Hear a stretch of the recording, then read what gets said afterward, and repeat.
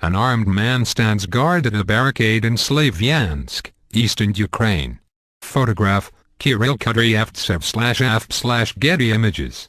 The tentative Geneva deal to resolve the Ukraine crisis is hanging by a thread after as many as 5 people were killed in a gun battle near the volatile eastern town of Slavyansk early on Sunday. An Easter truce declared by the authorities in Kiev was rudely shattered after 2 groups opened fire on each other overnight. 3 pro-Russian militants were reported killed, along with 2 of the assailants, whose identity has not been ascertained.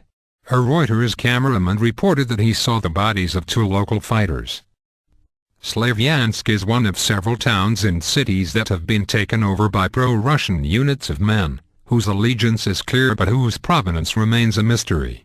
Under a deal signed in Geneva on Thursday by the EU, Russia, Ukraine and the US, the units were supposed to retire, but they have thus far shown no signs of desisting.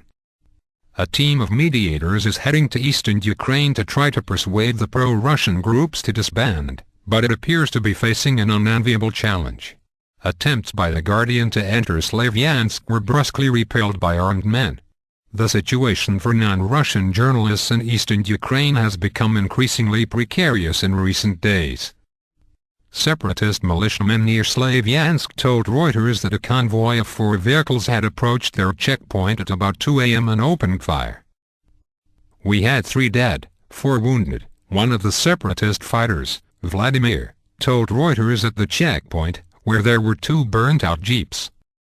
He said the separatists had returned fire and killed 2 of the attackers, who he said were members of Right Sector, a group loosely aligned with the government in Kiev.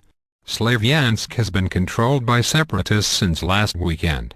In Kiev, the Interior Ministry said 1 person had been killed and 3 injured in an armed clash. It said police were trying to establish more details of what happened.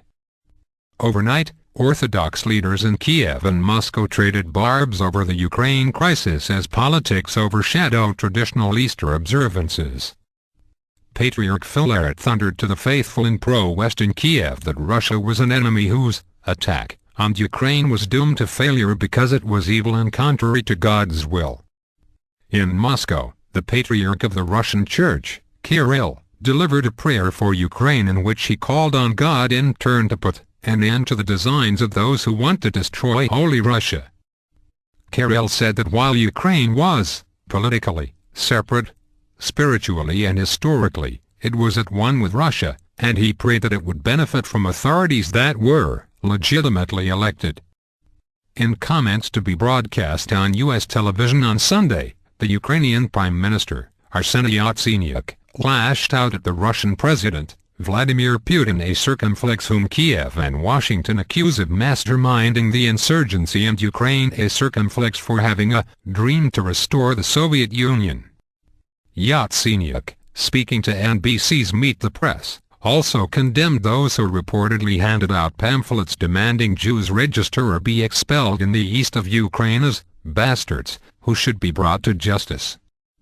A poll published on Saturday suggested that the majority of inhabitants in Ukraine's rest of east, while suspicious of Kiev's authorities, had no desire to be subsumed into the Russian Federation.